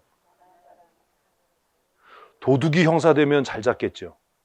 도둑을. 왜요? 도둑의 심리를 아니까. 그 얘기하는 겁니다. 근데 예전에는 그런 인문학적인 고민이 없었을 때는 야, 가난한 자가 왜 가난한 자를 학대하냐, 이거는 앞에 있는 가난한 자가 잘못된 표기야, 뒤에 있는 가난한 자 쓰려고 하다가 앞에 잘못 쓴 거야, 이래서 이걸 빼버리고 그냥 가난한 자를 학대하는 것은 이라고 해석을 한 게 유행이었어요. 한동안, 아주 오래전에. 그러다가 야, 그거는 아닌 것 같아. 예수님의 비유에 달란트 비유가 있고, 그 빚진 자, 자기가 엄청 탕감받고 나가서 동관 하나를 만나서 너 빚 안 갚아서 옥에 가둬버린, 야, 예수님이 하신 말씀이 이런 게 있는데 이거 가난한 자가 가난한 자를 학대하는 해석이 맞지? 그래서 다시 해석하기 시작한 겁니다. 이런 거는 우리가 몰라도 본문을 신뢰하면 그냥 이해해야 되는 거예요. 가난한 자가 가난한 자를 학대하는 것은 더 나쁜 일이에요. 더 포악한 일이에요. 그러니 가난한 자가 악을 행하는 것이 부자가 악을 행하는 것보다 더 나쁜 일이에요. 근데 확률적으로 보면 가난한 사람이 죄를 범할 확률하고 부유한 사람이 죄를 범할 확률하고 어떤 게 더 높죠? 아니요, 부유한 사람이 확률이 더 높지. 부자인 사람이 죄를 범할 확률이 더 높죠. 응? 그죠? 맞잖아요. 아, 그래도 부자가 안 돼봐서. 부자는 일단 돈이 많고 시간이 많으니까 못된 짓을 할 가능성이 많아. 근데 매일매일 벌어서 먹고 사는 사람은 못된 짓을 할 가능성이 별로 없어요. 하루 먹고 사는 것도 어려운데. 그런데 그 가난한 자가 악해지면 부자가 악해지는 것보다 더 악해지는 거예요. 이게 모순인 거예요. 지금 3절이 얘기하는 건 그거예요. 가난하다고 의로운 게 아니야. 우리는 통상적으로 어떤 생각 갖고 있어요? 가난한 자는 약자고, 가난한 자는 의롭고, 부유한 자는 악하고, 부유한 자는 늘 가난한 자를 착취해. 이런 논리 때문에 생겨난 게 계급투쟁 이론이에요. 지주를 잡아 족쳐야 되고, 그게 공산혁명이잖아요. 계급투쟁, 플로레타리아 혁명, 이런 거잖아요. 근데 성경은 뭐라고 얘기하냐면 보편적으로는 부자가 악해질 가능성이 많지만 가난한 자가 악해지기 시작하면 아주 깡그리 그냥 쓸어버리는 폭우와 같다. 더 잔인하다. 그러니 가난하다고 무조건 의로운 건 아니다. 그러면 이제 복음서에 와서 가난한 자는 복이 있나니 천국이 저희 것이며 라고 하는 것에 대한 고민이 생기는 겁니다. 그래서 마태는 거기에다 심령이 가난한 자는 복이 있나니 이렇게 이야기를 한 거죠. 그러니까 성경의 통일성이라고 하는 것은 한 부분만 알아서 해결될 수 있는 게 아니에요. 그래서 가난한 자를 학대하는 것이 얼마나 모순이냐. 그런데 가난한 자가 가난한 자를 학대하면 그것처럼 잔인한 게 없다라는 거예요. 그러니 가난하다고 의로운 게 아닌 거지요. 가난한 자 중에도 어떤 사람이 있어요? 악한 자들이 있어요. 3절에 가난의 문제예요. 사회가 존재하고 국가가 존재하고 인류가 존재하는 한 빈곤과 가난은 늘 있어요. 이게 성경에 있잖아요. 그리고 어떤 임금도 이 빈곤의 문제를 해결할 수 없어요. 어떤 임금도 이 빈곤의 문제를 해결할 수 없다는 건 제도로 해결되지 않는다는 거예요. 제가 예전에 어려서 성경 읽으면서 야, 임금도 빈곤의 문제를 해결할 수 없어. 그 성경 읽으면서 그러면 정권이 있어야 될 이유가 뭐야? 라고 생각을 했는데 커가면서 보니까 이 빈곤의 문제는 제도가 해결할 수 있는 게 아니에요. 제도가 해결할 수 있는 게 아니에요. 그럼 뭐가 해결해요? 현숙이 언니, 뭐가 해결하죠? 성경은 뭐가 해결한다고 얘기를 하죠? 이런 고민을 해야 되는 거예요. 우리는 사회복지 제도를 만들고 규정을 만들고 그래서 그 규정이 이 문제를 해결할 거야. 우리 지금 건축하는데도 뭐 점자 블록을 설치해야 돼. 뭐 별별해. 근데 사실 점자 블록을 설치하는 것보다 더 좋은 제도는 일반 사람들이 정상인이 아니에요. 요즘에 정상인이라고 혼나, 그죠? 일반인들이 이반인을 일반 다음에 2반 아니나? 몰라요? 또 자다가 난 3반이었는데 이러면 안 돼. 일반인들이 그 핸디캡을 갖고 있는 장애인들을 마음으로부터 존중할 때 문제가 해결되지 점자 블록 붙여놨다고 해서 그 문제가 해결되지 않는다. 법이 요구하는 모든 걸 갖췄어요. 다 했어. 그런데 장애를 갖고 있는 사람이 나타날 때 저거 왜 싸돌아다녀? 그럴 수 있잖아요. 그러면 모든 게 다 의미가 없어지는 거예요. 그러니 제도로 해결되지 않는다. 가난의 문제는 제대로 해결되는 게 아니다. 그럼 어떻게 해결하냐? 우리가 서로를 하나님의 형상으로 지음받은 사람으로 인정하고 존중할 때. 왜 사회주의나 공산주의를 왜 그렇게 격하게 반대하냐 하면 사회주의나 공산주의에서는 인간을 뭘로 봐요? 도구로 봐요. 생산의 도구. 그러니까 핸디캡이 있는 사람은 뭐 할 수 없어요? 생산할 수 없어요. 그러니까 대체해야 되는 거예요. 얘는 숙청 대상이에요. 그런데 우리는 인간을 목적으로 보니까 그냥 죽을 때까지 밥만 먹고 아무것도 안 해도 그냥 하나님의 형상으로 지음받은 존귀한 존재예요. 이게 다른 거예요. 고미정 선생님 남한에 사는 게 고맙지 북한에 살았으면 평양에 못 가. 어딜 평양에 가. 그죠? 거기는 뭐 평양 가려면 증 다 있어야 된다고 그러더라고요. 한번 가보고 싶어. 그런 고민인 거예요. 이 제대로 해결이 안 돼. 가난의 문제. 가난한 사람들이 집권한다고 그럼 가난한 사람을 돌보냐? 그거 아니다. 4절 율법을 버린 자는 악인을 칭찬해요. 왜 그래요?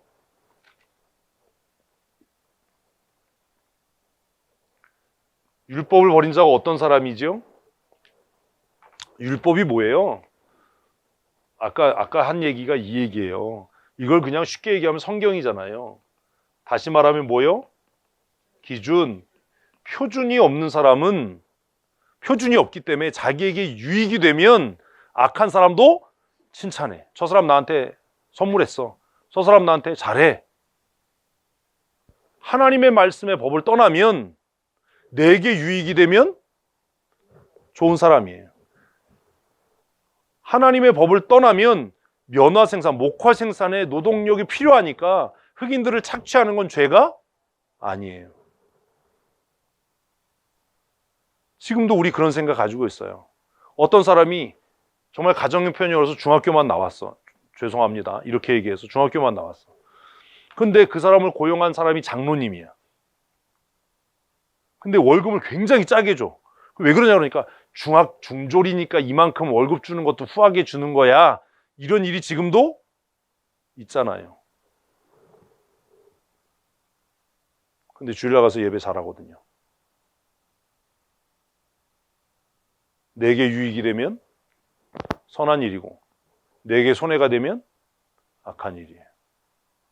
뭘 버린 자? 하나님의 법을 버린 자. 기준이 없는 사람은 왔다 갔다 하는 겁니다. 내가 노동자일 땐 노동자 편에 섰다가 내가 경영자가 되면 경영자 편에 서는 겁니다. 그런 고민인 거죠. 율법을 버린 자는 어떤 사람을, 악인을 칭찬해요. 그러나 율법을 지키는 자는 악인을 대적해요. 문제가 이건 거예요. 내 삶에 무엇이 표준이냐? 하나님의 말씀이 정말 내 삶의 표준이냐? 결국 이 이야기는 이 이야기하고 똑같은 거죠. 악인과 의인이 있어. 결국 악인은 어떤 사람이에요? 율법을 버린 자예요. 의인은 어떤 사람이에요? 율법을 가지고 있는 사람이에요. 그래서 하나님의 말씀이 표준인 사람이에요. 사회가 존재하는 한 이런 일은 계속될 거예요. 그러니 사회가 부조리하다, 부당하다라고 불평할 이유가 없는 거예요. 그냥 우리 스스로 이해하면 되는 거예요. 아, 저 사람은 율법을 버린 자구나. 아, 저 사람은 하나님의 법을 가지고 있는 사람이구나. 그래서 약자의 편에 서는 거구나. 약자라고 다 의로운 거 아니라고 앞에서 얘기했으니까 이제 알아들으시면 돼요. 그죠? 5절. 악인은 정의를 깨닫지 못해요. 당연하지요. 여호와를 찾는 자는 모든 것을 깨달아요. 이건 강화죠. 강화예요. 악인이 누구냐? 악인은 하나님을 알지 못하는 사람이에요. 그러나 반대로 어떤 사람은요, 여호와를 찾는 자, 이 의인이겠죠. 의인은 여호와를 찾는 자예요. 뭐 도덕적인 행위를 얘기하지 않아요. 그 사람이 뭐 정직해, 뭐 올바르게, 이게 아니에요. 하나님의 법이 그에게 있는가? 여호와를 찾는 마음이 있는가? 그래서 그 얘기를 계속하는 거예요. 28장은 이것 계속 물고 가는 거예요. 악인과 의인이 있다. 악인과 의인이 존재한다, 사회에. 8절. 중한 별리로, 아니다, 7절. 율법을 지키는 자는 지혜로운 아들이요, 음식을 탐하는 자와 사귀는 자는 아비를 욕되게 하는 자다. 여기서 음식을 탐한다라고 하는 것이 그냥 문자적으로 음식을 탐한다라고 되어 있지만 이거의 원래 뜻은 탐심 있는 자예요. 탐욕을 부리는 자. 그래서 그냥 성경이 이렇게 쓰는 건 우리가 주체하지 못하고 절제하지 못하는 것의 대표적인 것이, 보편적인 것이 음식을 탐하는 거거든요. 그러니까 탐심 있는 자로 해석하는 게 더 이건 본문에 가까워요. 탐욕이 있는 자, 무언가를 탐하는 자. 무언가를 탐한다는 건 뭐예요? 욕심 부린다는 게 아니야. 그냥 일반적으로 욕심 부린다는 게 아니야. 탐심이 뭐예요? 아니에요. 이런 걸 정리해. 탐심이 뭐예요? 아니야. 남의 것 이런 얘기 하지 마. 남의 거 아니야. 탐심이 뭐예요? 그치. 수고하지 않은 이익을 바라는 사람이에요. 성경이 말하는 탐욕은, 그래서 성경에서는 복이 뭐냐 하면 내가 수고한 대로 거둘 거다. 이걸 얘기를 한다고. 그래서 복권 사는 게 죄예요. 그럼 어떤 사람은 그래, 복권 사는 것도 수고가 필요해요. 그것도 그래. 일단 긁어야 되고 사야 되니까. 어? 너 좀 맞아야 돼. 맞긴 뭘 맞아. 무슨 말인지 아시겠어요? 그러니까 성경은 뭐라고 얘기냐면 수고하지 않고 무언가를 바라는 건 죄예요. 탐심이에요. 탐심. 그 음식을 탐한다라고 하는 게 그냥 상징적으로 쓰여진 거예요. 그러니까 탐심이 있는 자는 뭐예요? 아버지의 그 다음에 써 있잖아요. 아버지의 수치가 된다. 아니 무슨 재산 얘기가 없는데 왜 자꾸 재산. 탐심이 있는 자는 아버지를 욕되게 해요. 수치스럽게 해요. 왜? 큰 집에 갈 거거든요. 큰 집 모르세요? 먹여주고 재워주는 화이트하우스. 좋은 집 있어요. 불도 떼준다는데. 율법을 지키는 자는 지혜로운 아들이에요. 결국 하나님의 법을 지키는 것이 복인 거지요. 그게 미련해 보이지만. 그러니까 이런 겁니다. 하나님의 법대로 수고하고 땀 흘려요. 그러면 그냥 일확천금을 노리는 사람 눈에는 어떻게 보여요? 미련한 놈 새끼. 뭐 그렇게 애를 쓰냐. 한탕 그냥 한 방에 그냥 할 수 있는데. 하나님의 법은 그렇지 않아요. 수고한 만큼 얻는 거예요. 그래서 바울도 계속해서 그의 서신에서 교회 안에서 놀고 먹는 자들에 대해서 이제는 손을 올려서 손님 대접할 것을 있게 해야 된다 라고 얘기를 해요. 교회 안에서도 과부라고 똑같은 과부가 아니라 뭐가 있다? 참과부. 참과부가 있다. 참과부가 있대요. 참과부는 어떤 과부지? 참나무를 먹나? 졸지 말라고 하는 소리예요. 8절 중한 별리로 자기 재산을 누리는 것은 가난한 사람을 불쌍히 여기는 자를 위해 그 재산을 저축하는 것이다. 그래서 8절은 7절을 실질적으로 설명하는 거죠. 뭐 하는 것? 중한 별, 그냥 과도한 이자를 받는 건 수고하지 않은 이익을 얻으려는 거잖아요. 네? 고리대금 하면 안 돼요. 산화머니 이런 거 안 돼요. 오케이 저축은행 이런 여자라서 행복해 이런 거 안 된다고. 요즘에 선전 좀 덜 하나? 근데 그런 선전 올 때마다 이게 온 국민을 빚쟁이를 만들려고 작심을 했네 아주 그냥. 제가 아는 거 산화머니, 오케이 저축은행, 무대리가 산화머니인가? 무대리. 또 텔레비 안 보는 척하고. 저는 광고만 골라서 보거든요. 중한별리로 자기 재산이 늘어나는 것은 가난한 사람을 불쌍히 여기는 자를 위해 그 재산을 저축하는 것이다. 결국 무슨 얘기예요? 그 돈이 옮겨질 거예요. 그 재화를 하나님께서 옮기실 거예요. 이게 신명기에도 있어요. 민수기에도 있고. 9절 사람이 귀를 돌려 율법을 듣지 아니하면 그의 기도도 가증하니라. 그래서 아까 얘기했잖아요. 행하지 않는 기도는 쓰레기예요. 기도한다고 기도가 아니에요. 기도가 길어질수록 죄를 더 많이 범하는 거예요. 기도는 짧게 실천은 길게. 이래야 되는데 기도도 안 하고 실천도 안 하고. 이 얘기를 왜 갑자기 하는가? 결국 뭐가 기준이다라는 거예요. 율법이 기준이다. 율법이 너를 의롭게 하고 정직하게 한다. 10절 정직한 자를 악한 길로 유인하는 자는 스스로 자기 함정에 빠져 성실한 자는 복을 받는다. 여기서 성실하다는 건 열심히 일한다는 게 아니라 똑같은 얘기예요. 하나님의 법을 지키는 자가 되겠죠. 11절 부자는 자기를 지혜롭게 여기나 가난해도 명철한 자는 자기를 살펴 아느니라. 남의 말 안 듣고 내가 최고야, 내가 기준이야 이런 사람은 미련한 자예요. 근데 지혜로운 자는 뭘 해요? 자기를 살펴요. 자기를 살펴. 다른 사람에게 뭐라고 얘기 안 하고 자기를 살핀다고. 벌써 7시 반이다. 내가요. 12절 의인이 득이하면 큰 영화가 있고 악인이 일어나면 사람이 숨니라. 그래서 전통적으로 이 12절은 왕에 대한 이야기로 해석을 했어요. 그게 무슨 얘기냐면 의로운 사람이 왕이 되면 그러니까 왕으로 해석했던가 옛날부터 성경이 이거 주석할 때 의로운 사람이 왕이 되면 사람들이 어때요? 다 기뻐하고 나와서 협력하고 해요. 근데 악한 사람이 왕이 되면 다 숨어. 그러니까 이제 그거예요. 이걸 아는 게 중요한 게 아니라 내가 일하려고 하는데 아무도 내 옆에 없어. 아니 이게 진짜 적용이에요. 그럼 나는 어떤 사람이에요? 악한 사람이에요. 다 숨어버린 거예요. 너하고 같이 일 안 해. 그래서 내가 악하면 항상 무슨 얘기 하냐면 일할 사람이 없어. 같이 일할 사람이 없어. 근데 어떤 사람은 일을 할 때마다 주위에 사람들이 모이는 거예요. 그래서 책도 있어요. 사람이 떠나는 지도자, 사람이 모이는 지도자. 사람이 떠나는 지도자는 어떤 지도자예요? 읽었잖아 지금. 어떤 지도자예요? 악한 지도자예요. 사람이 모이는 지도자는 어떤 지도자예요? 선한 지도자예요. 그러니까 그 책 안 읽어도 내용은 뭐라고 써놨든지 사람이 떠나는 지도자는 어떤 지도자예요? 율법을 버린 지도자. 악한 이제 그만하고 율법을 버린 지도자. 하나님을 경외하지 않는 지도자.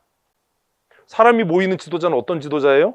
여호와를 경외하는 지도자. 그래서 우리가 기도하는 거야. 하나님 선한 사람을 보내주세요 라고 기도하면 내가 여호와를 경외하는 사람으로 살겠습니다 라는 소원을 하는 거예요. 사실 그 얘기가.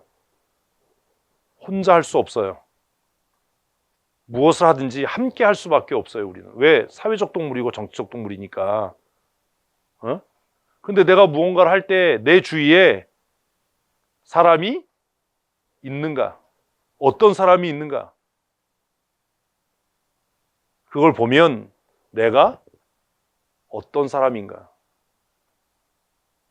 그래서 성경을 그냥 문자적으로 읽고 해석하는 건 아무 의미가 없어요. 전통적으로 선한 사람이 왕이 되면 백성들이 환호하고 모여들어서 함께 일하지만 악한 사람이 왕이 되면 다 숨어버린다. 이거 주석이 그렇게 뭐 써놓는다고 해서 이게 무슨 의미가 있냐고요. 그럼 이제 나를 생각해야죠. 내가 무슨 일을 도모하고자 할 때 그 일을 함께 하려고 하는 사람이 있는가. 내가 교회에서 우리 교회는 없지만 여전도 회장, 남전도 회장을 할 때 그 일을 함께 도모하려고 하는 사람이 있는가. 아니면 나는 늘 나 혼자 하는가. 그래서 늘 혼자 하는 사람은 힘들어 죽겠다 라고 얘기를 하고 함께 하는 사람은 더디어도 행복하지요. 혼자 하는 게 빨라요. 그러나 오래 못해요. 함께 하면 더디고 시행착오도 있지만 오래 할 수 있어요. 어떤 게 낫겠어요? 두 개를 섞으면 더 좋겠죠. 함께 빠르게 오래. 예? 그러려면 내 스스로가 지혜로운 사람이 되어야 될 겁니다. 13절 자기의 죄를 숨기는 자는 형통하지 못하나 죄를 자복하고 버리는 자는 불쌍히 여김을 받느니라. 그래서 지금 이 얘기를 계속하는 거예요. 자기의 죄를 숨기는 자는 악한 자지요. 자신의 죄를 자복하는 자는 의롭고 정직한 자이겠지요. 그 결과가 다르다. 항상 경유하는 자는 복되거니와. 여기서 생략된 게 있죠. 항상 뭐가 생략됐어요? 여호와를 생략됐겠지. 여호와를 경유하는 자는 복되거니와 마음을 완악케 하는 자는 재앙에 빠진다. 여호와를 경유하는 것과 마음을 완악하게 하는 것이 이게 반대인 거예요. 이제 그걸 알아야 되는 그런 것들을. 그러니까 여호와 경외의 반대 개념으로 마음이 완악하다라고 썼어요. 교만한 사람은 여호와를 경외할 수 없어요. 그래서 성경은 하나님이 제일 미워하는 게 뭐라고요? 교만한 마음이에요. 교만한 마음. 나는 어떤 사람인가를 생각해야죠. 여호와를 경외하는 자와 반대 개념으로 완악한 자를 이야기하거든요. 그 사람은 재앙에 빠질 거예요. 15절 가난한 백성을 압제하는 악한 관원은 부르짖는 사자와 주림 공 같다. 이 가차 없다는 거죠. 나머지는 여러분들이 이제 혼자 읽으시면 어렵지 않게 해석이 될 거예요. 저 바이크 소리가 나니까 제 마음이 너무 급해지는 거예요. 저 바이크 엔진 소리가 내 심장을 뛰게 해. 성택 집사님이 오래오래 하라고 그랬어요. 성경은 이제 잠언이 몇 장 안 남았습니다. 잠언이 이제 끝을 드러내는데 성경을 읽으시면서 여러분들 고민해야 될 게 아까 말씀드린 성경이 무엇이어야 한다? 표준이어야 한다. 그 성경을 단편적으로 한 부분만 보시지 마시고 전체를 보는 훈련들을 하셔야 됩니다.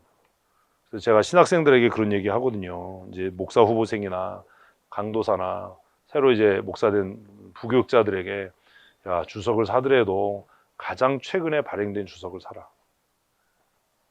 가장 최근에 발행된 주석을 사라. 근데 우리나라에서 최근에 발행됐다고 해서 그게 가장 최근에 발행된 건 아니잖아요. 예전에 한동안 한국교회 새로운 설교 패턴으로 한국교회를 신선하게 했던 분들이 봤던 주석이 있었어요. 이게 풀빛 주석이라는 주석이에요. 근데 그분들이 미국에 유학 가서 그 풀빛 주석을 보시고 들어와서 그 주석을 사가지고 영어가 되니까 풀빛 주석을 가지고 그대로 설교를 하셨어요. 근데 그 풀빛 주석이 어떤 형태로 되어 있냐면 우리나라에 소개된 최초의 설교용 주석이에요. 그 본문이 있으면 거기에 대한 간단한 해석과 뭐요? 설교 대지가 정리되어 있는 주석이었어요. 여러분 이름 되면 알만한 유명한 목사님들이 그것으로 설교를 하셨습니다.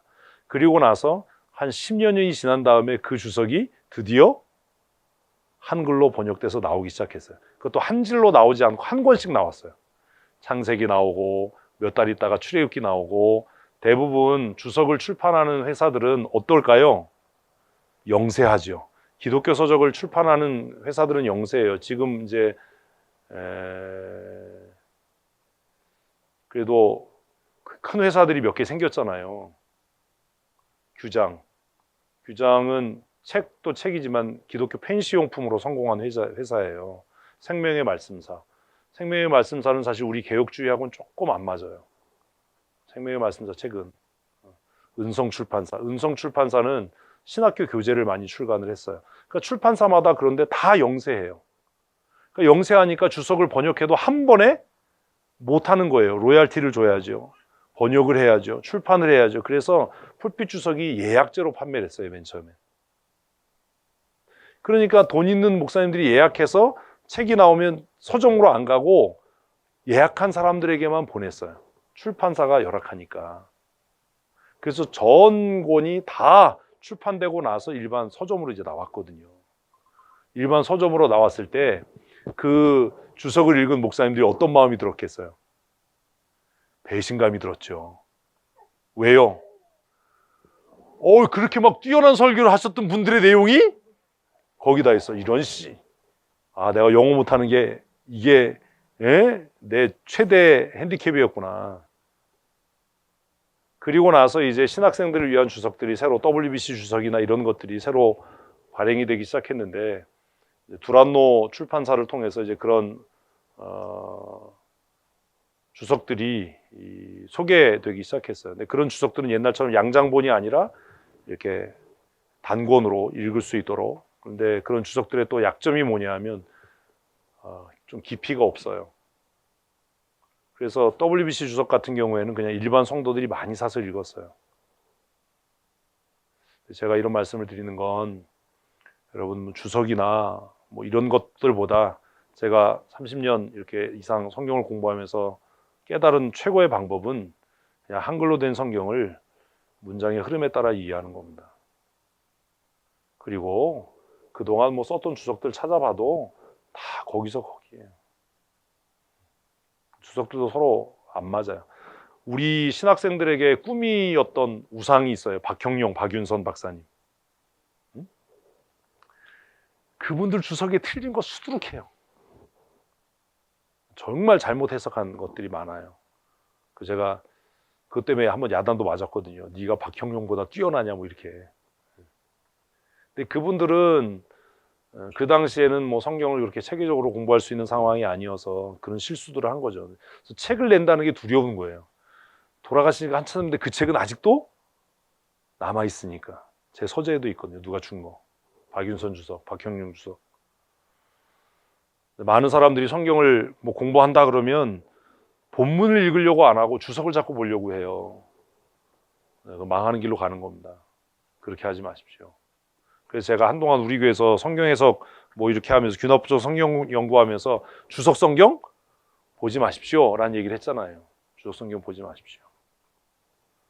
내가 스스로 성경을 읽고 고민하고 기도하고 성경 문장의 흐름을 따라서 해석하는 연습을 계속 하셔야 됩니다. 설령 잘못된 해석을 하더라도 그게 우리를 이단에 빠지게 하지 않아요.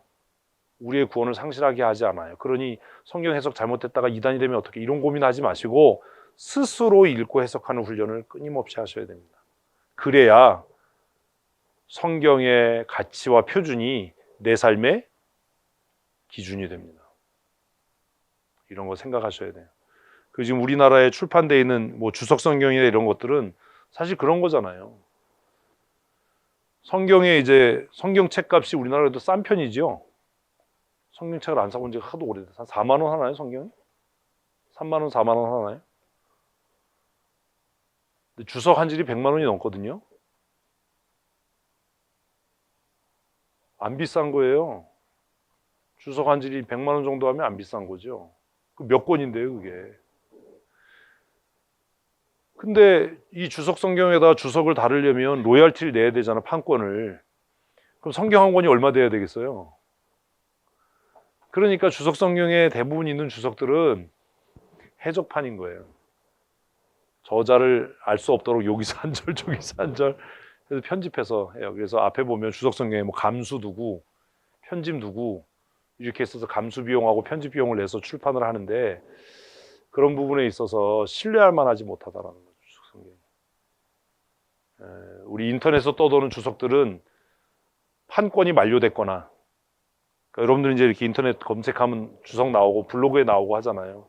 그런 주석들은 대부분 판권이 만료됐거나, 판권이 만료됐다는 얘기가 무슨 얘기예요? 무지 오래됐다는 거죠. 저작료가 만료됐다는 건. 그것도 이게 어디에서 나온 해석인지를 모르는 거예요. 그나마 저자의 이름이 있는 주석들은 조금 안전할 수 있어요. 우리나라의 신약 성경을 주석을 쓴 분 중에 이상윤 목사님이 있는데 그분의 주석에도 조금 문제가 있지만 그렇게 이름이 있는 주석들은 차라리 그분이 책임을 지는 거니까. 박윤선 주석은 박윤선이 책임지는 거고. 근데 그런 설명이 없으면 이게 신천지가 주석을 해놓은 건지 누가 주석을 해놓은 건지 알 수가 없잖아요. 그래서 제가 성경을 이렇게 가르칠 때마다 주석이나 이런 것들을 참고하시기보다는 우리 스스로가 성경의 흐름을 따라서 보는 훈련들을 하는 게 좋습니다 라고 말씀을 드리는 겁니다. 제가 공부하면서 좀 무식하게 했어요. 그 20대, 30대에는 제가 공부할 때 성경을 읽고 그 한 장에 있는 주석을 여러 개를 읽는 거예요. 제일 안전한 건 칼빈 주석이었으니까. 칼빈이 쓴 요한계시록을 빼고 칼빈이 쓴 주석을 이 사람 뭐라고 했나. 근데 칼빈이 쓴 주석에도 오류가 많아요. 지금은 그 오류들을 수정해가는 중인데, 그러니까 제가 부탁드리고 싶은 건 소그룹 모임이나 여러분 집 모임 좋잖아요. 화요일날 성경 공부 제 그룹을 만들어라고 했는데 그 안에서 성경을 가지고 토론하지 마시고 해석 가지고 토론하지 마시고 나는 이걸 깨달아서 이렇게 실천할란다 라고 하는 뭐에 대한 것? 적용과 실천에 대한 것만 나누시면 돼요. 해석을 이야기하지 마십시오. 내 해석을 남에게 강요하는 게 되잖아요. 그러니까 적용과 실천만 얘기하면 돼요. 이 진장들에게 제가 금요일 날 기도하면서 말씀드렸는데 신학적 토론하지 마십시오. 내 생각에는 본문이 이래 뭐 이런 거 얘기하지 마세요. 그냥 나는 이 본문을 보고 나는 이렇게 깨달아서 이렇게 적용하고 실천할란다. 그런 거죠. 오늘도 그런 거죠. 오늘도 이제 예배 전에 말씀을 들었어요. 그러면 뭐 이렇다 저렇다가 아니라 그러면 내가 내 나라를 위해서 내 지역사회를 위해서 나는 이렇게 기도할란다. 아니 오늘 본문이 기도하라는 거잖아요. 난 춘천시를 위해서 이걸 기도할 거다. 그것만 나누면 되는 거예요. 근데 우리는 그렇게 안 한다는 거죠. 그러니까 자꾸 그게 다툼이 되고 싸움이 되고 분쟁이 돼요. 내 나라를 위해서 성도가 해야 될 일은 위정자들, 위에 있는 자들, 권세 있는 자들, 높은 자들을 위해 기도하는 거다. 왜? 우리가 경건하고 단정하게 평안한 삶을 살기 위해서. 그러면 나는 이번 한 주간 나는 뭐 우리나라를 위해서 기도하겠다. 구체적으로 우리나라의 대통령을 위해서 기도하겠다. 내가 교육에 몸담고 있다면 나는 뭘 위해서? 윤은혜 교육부 장관을 위해서 내가 기도하겠다. 바른 교육 정책을 펼 수 있도록. 지금 차별금지법 뭐 이런 것들이 학교에 막 아이들에게 쏟아지는데 이런 것들이 막아지도록 난 기도하겠다. 이런 구체적인 적용을 나눌 수 있으면 뭐 부딪힐 게 없잖아요. 지금 학교 교과서 지금 난리가 아니라면서요. 응? 그럼 춘천시를 위해서 기도하겠다라고 하면 시행정을 위해서, 협회를 위해서 기도해야지. 장애인 협회를 위해서. 협회가 장애인들 위해 군림하지 않도록.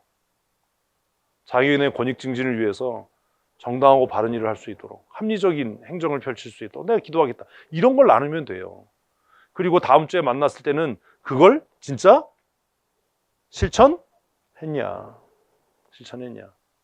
근데 그런 나눔을 안 하고 이게 막 그냥 신학적인 얘기를 하니까 신학 교육을 받은 적도 없고 신학의 전문가도 아닌데 또 우리는 또 내가 얘기하는데 누가 반대하면 열받아서 또 우겨야 되잖아요. 한국 사람들은. 문제가 자꾸 생겨요. 그러니까 집 모임 하실 때, 지역 모임 하실 때, 또 소그룹 모임 하실 때 말씀에 대한 해석을 나누는 게 아니라 뭘 적용을 나누는 겁니다. 제가 얼마나 얘기를 해요. 얼마나. 적용만 나눠. 내가 뭘 어떻게 하겠다라는 적용만 나눠. 그럼 오늘의 적용은 뭐예요? 의로운 자가 되는 거지요. 의로운 자가 되는 겁니다. 그럼 어떻게 의로운 자가 될 거냐? 하나님을 경유하는 것이다. 뒤쪽으로 가니까 어떻게 의로운 자가 될 거예요? 하나님의 율법을 내 마음에 두는 거예요. 그래서 내가 하나님의 율법을 내 마음에 두기 위해서 이번 주에 내가 성경을 20장 읽겠다. 이런 적용을 하면 되는 거잖아. 20장은 너무 약하다. 200장을 읽겠다. 200장 말고 내가 이번 주에 모세오경을 내가 다 읽겠다. 이런 적용들을 구체적으로 나는 내가 하나님의 법을 내 안에 두기 위해서 이번 주 안에 내가 신명기를 한번 읽어보겠다. 그 내가 다음 주에 신명기 읽은 거 내가 깨달은 바를 함께 나누겠다. 뭐 이러면 이건 뭐 네가 옳으니 내가 옳으니 할 것도 없고 그냥 실천하면 되는 거잖아요. 내가 의로운 사람으로 사회에 선한 영향력을 끼치기 위해서, 왜 악한 자가 집권하면 모든 사람이 다 피해버리고 선한 사람이 집권하면 다 나와서 협력한다니까 내가 하나님의 말씀을 내 마음에 두겠다. 이제 섭섭하다라고 생각하지 않겠다. 이런 구체적인 적용이 돼야 되는데 나눕시다라고 하면 또 앉아서 성경을 해석하는 거예요. 또 앉아서 뭐 또 가르치려고 하는 거예요. 이러니까 이제 듣는 사람 짜증나고 지난 금요일에 제가 진모임에 대해서 얘기했잖아요. 그렇게 하지 마라. 그럼 여러분의 진원들이 어느 날 바퀴벌레 숨듯이 안 나올 거예요. 응? 불 켜면 후다다다닥 나들면 후다다다닥 그런 일이 생기지 않도록 가기 싫어. 이런 일 생기지 않도록 그러니까 그 방향을 바꾸셔야 됩니다. 이제는 삶의 적용을 나누는 겁니다. 삶의 적용. 그런 것들을 고민하셨으면 좋겠어요. 상황이 우선이 아니라 성경이 표준이다. 미국 남부의 교회와 성도들 같은 그런 어리석은 짓을 하면 안 된다. 내 입장에서 성경을 끌어들이려고 하지 말고 하나님의 말씀 앞으로 나가야 된다. 지금도 너무나 많은 사람들은 자신의 입장에서 성경을 끌어들이는 거예요. 그래서 여기서 한 절, 저기서 한 절 하다가 자신이 하는 일을 정당하다라고 얘기하려고 하는데 그러면 세상에 못할 짓이 없어요. 성경 전체 흐름을 이해를 하셔야 됩니다.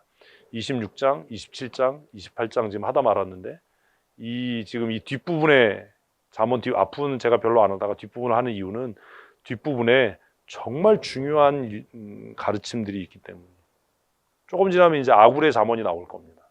마지막 부분에.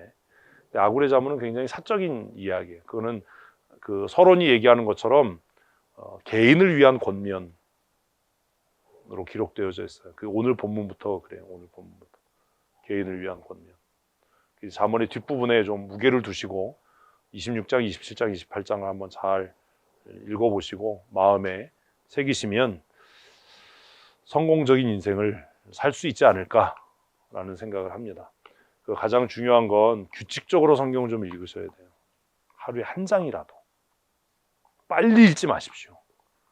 빨리 읽어서 누가 상 안 주잖아요. 천천히 음미하면서 읽으시고 절대로 집모임 하면서 성경을 가르치려고 하거나 토론하려고 하지 마시고 내가 뭘 깨달았고 이렇게 적용하려고 한다. 그러니 날 위해 기도해다오. 그리고 다음 주에 만나서는 내가 지난주에 이렇게 적용하려고 했던 것을 적용해 봤는데 되더라? 안 되더라? 그 얘기만 하시면 되는 거예요. 뭘 거기에 그러지 마시고 그런 고민들을 좀 잘 하실 수 있었으면 좋겠습니다. 이제 6월 마지막 주일입니다. 그리고 다음 주에는 우리 감사주일이고 성찬 예배로 예배합니다. 한 주간 지난 6개월을 돌아보고 뭘 감사할지 생각하고 우리 정말 기쁨으로 감사했으면 좋겠고 또 성찬 예배 합당하게 참여할 수 있도록 또 우리 한 주간 잘 살았으면 좋겠습니다. 예배당 준공을 위한 막바지 정리가 진행되고 있습니다. 위에서 기도해 주시고 필요한 공사들이 잘 마무리될 수 있도록 이번 주에도 많은 일들이 계획되어 있는데 그 일들이 차질 없이 잘 진행될 수 있도록 위에서 함께 기도해 주시기를 또 부탁을 드리겠습니다. 코로나 확진자가 지금 우리 춘천에 많이 늘고 있는데 여러분 건강관리 잘 해주시고 또 이 일로 인해서 어려움 당하는 성도들이 없도록 위에서 기도해 주셨으면 좋겠습니다. 윤재네 학교에서 지금 확 퍼졌잖아요. 그래서 아마 오늘 그 집안 전체가 교회에 안 나온 것 같아요. 못 나온 거죠. 안 나온 게 아니라 아이들이 어른들 때문에 어려운 일 당하지 않도록 아이들에게 참 미안하죠. 제가 이렇게 아파트에서도 꼬맹이들이 마스크 쓰고 놀이터에서 막 노는 거 보면 너무 미안해요. 어른들이 잘못해서 너희들이 고생한다. 근데 그 꼬맹이들이 또 마스크 쓰고 얼마나 잘 노는지, 참, 엄마들이 얼마나 협박을 했으면 애들이 마스크 내려가면 올려가면서 미끄럼 타고, 그래서 속으로 니네들이 나보다 낫다. 죄 많은 나는 빨리 죽을 테니까 너희는 오래 살아라. 빨리 코로나 사태가 좀 안정되고 진정면에 접어들 수 있도록 기도해 주시고, 초등학교에서 확진자가 계속 생기고 있는데 아이들이 어려움 당하지 않도록 함께 기도해 주셨으면 좋겠습니다. 어른들이야 뭐 그렇지만 어린 아이들이 이 호흡기 질환에 감염이 되면 아마 평생 후유증이 남을 수도 있고, 또 정말 어렵고 힘겨운 삶을 살아야 할 수도 있는데, 아이들을 위해서 기도해 주시고, 또 어른들이 좀 잘 절제하고 자신을 잘 관리하는 삶을 살 수 있었으면 좋겠습니다. 내일도 시간 되시는 분들 함께 나오셔서 무슨 일 할까요? 묻지 마시고 찾아서 하시면 돼요. 찾다가 도저히 못 찾겠다 그러면 저에게 오시면 제가 아주 신박한 일들을 할 수 있도록 도와드릴 테니까 우리 나오셔서 함께 힘을 모아 주시기를 부탁을 드리겠습니다. 우리 김정식 목사님 내일 가정 장례 내일까지 진행되는데 하나님의 위로하심이 풍성할 수 있도록 위에서 함께 기도해 주시기를 부탁을 드리겠습니다. 우리 선교사님들이 선교지에서 굉장히 어려운 상황 가운데 정말 최선을 다하고 있습니다. 라따나끼리 그 반룽시에도 확진자가 생겨서 1년 넘게 확진자 없이 평안하게 잘 지내다가 확진자가 생겨서 이제 공장도 폐쇄되고 교회 모임도 폐쇄되고 시장도 폐쇄되고 이런 상황인데, 이 고비를 또 잘 넘길 수 있도록 위해서 기도해 주시고, 선교사님들 건강을 위해서도 기도하실 때 함께 기도해 주시기를 부탁을 드리겠습니다. 기도하십시다.